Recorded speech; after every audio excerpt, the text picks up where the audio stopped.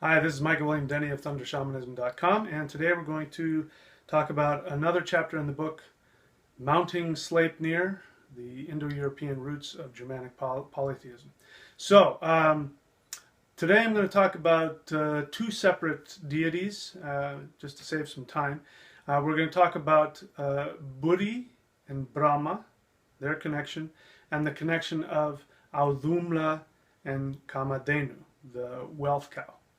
So, Buri and Brahma are interesting. I don't know of any academician who's made this connection between these two, which is, this brings up an important point. So, I want to share this with you. Listen, there's a lot of people in the heathen community that have a lot more information than I do when it comes to all kinds of stuff. Especially, when it comes to doing bloats and festivals and, some of the folk practices. Listen, there are people out there that know far more than me, and I'm not going to pretend that I'm on a par with them. But there are things that I do have, knowledge that I do have, and experience that I do have that I find lacking not only in academic circles but in modern heathen reconstructionism.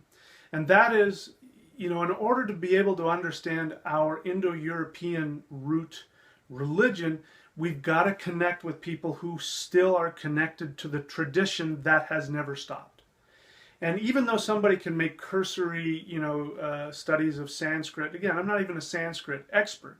My experience is I've worked with people who still share root words and power words that come from the Indo-European root language, which can be found in the Germanic tradition. But until you have experience with that, you're not going to find it. And so that's why we have a lot of people writing books, and they don't even know why. I mean, questions like, why does Thor's belt double his strength? I know the answer to that question, and I've already shared about that. That can only be found through experience. You can't find that in a book.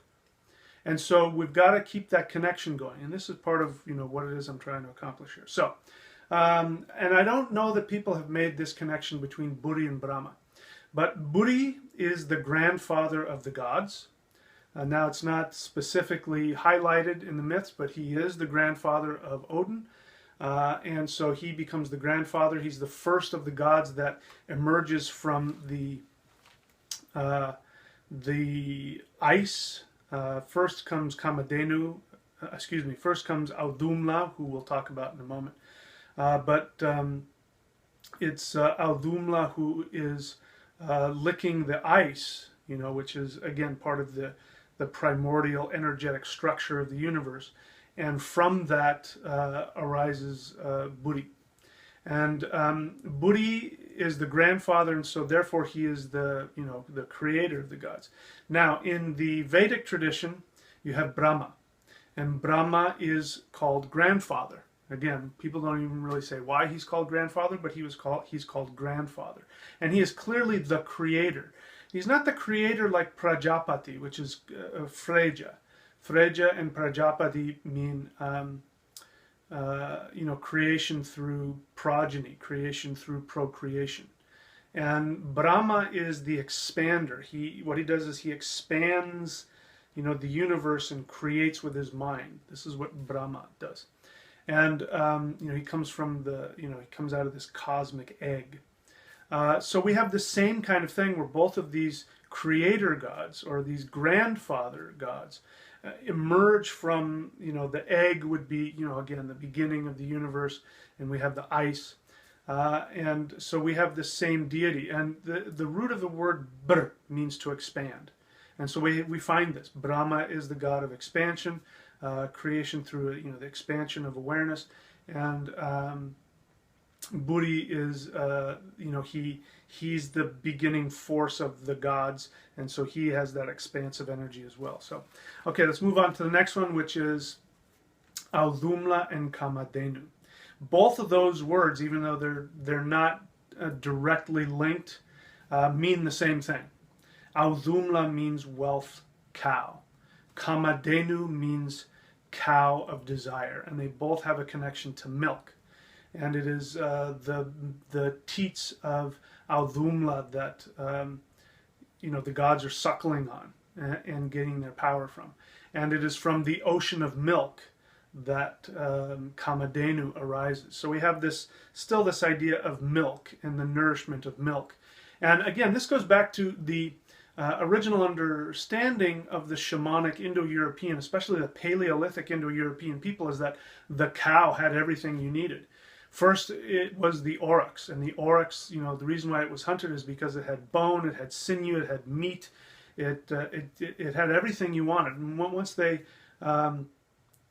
took that oryx and domesticated it, and it became what we now know as the cow, then we had the milk, and milk was so important. I mean, you didn't have to kill the cow, you wanted to keep it alive so you could milk it, and you could get the milk and the cheese, and you know, obviously this has a lot to do with maternal. So this symbol of the cow was extremely important, and it shows that it goes all the way back to a very primitive, even a Paleolithic origin. And so, again, we've got similarities in the myths, and the myths are different enough that we can tell that they're removed by perhaps tens of thousands of years, but that they still come from an original source myth, which talks about the first cow, which nourished and allowed all of life to come forth. So, we go on and on and on, but that's it for now. Go ahead and buy the book if you want, Mounting Sleipnir. There's a link below there. You can just buy it directly from Amazon. Celestial Qigong. If you want to talk about the power of, you know, of nourishment, this is an extremely powerful tradition, and I keep hammering away at it because you want my help. And if you're interested in power, shamanic power, that is one of the best ways to create that foundation, and it will create a very powerful foundation if you ever decide to work with me on deeper levels, and I can show you how to use that power to completely create your entire life through intention and through ritual. And for those that do want to work with me, I strongly recommend it. There's things that you cannot get in books and DVDs, you can only get in one-on-one interaction. So I offer apprenticeship, which means working for 1 hour a week, and you can commit to 1 month at a time, and you have the potential of getting over $3,000 worth of free stuff. I talk about it. Books, DVDs, astrological charts, readings, things that normally, you know, if you were to take piecemeal would cost you at least $3,000.